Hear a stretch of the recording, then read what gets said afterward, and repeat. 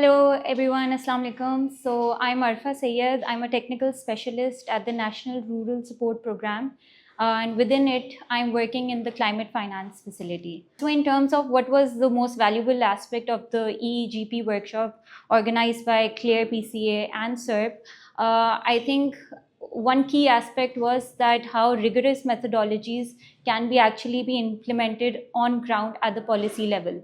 So just hearing from the case studies that the organizers provided us with gave us quite clear understanding of how theory of change or impact evaluation can actually be implemented in actual policies and be, worked up at a bottom-up approach as well. So that was a great key learning that I think I can apply in my own work as well.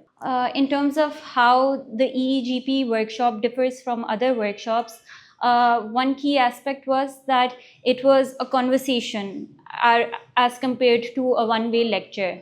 And I'll go back to my earlier statement, the idea of providing us with case studies, whether it was the LHW program or the BIS program, seeing how real world policies or programs can be evaluated really helped us clarify our own learnings.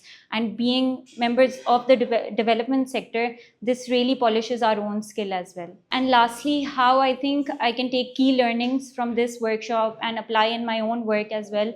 Currently, I'm working on a carbon markets project whereby we're working with farmers to, mitigate carbon dioxide emissions. And this, because it's a carbon markets project, it has very rigorous evaluation matrix and MRV systems.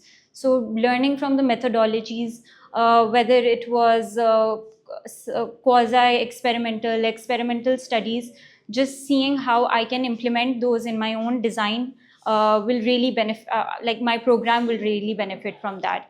And the aspect of gender, because 68% of the community is female farmers, how I can incorporate their voices within the design of my own program can really help alleviate the status of the program as well.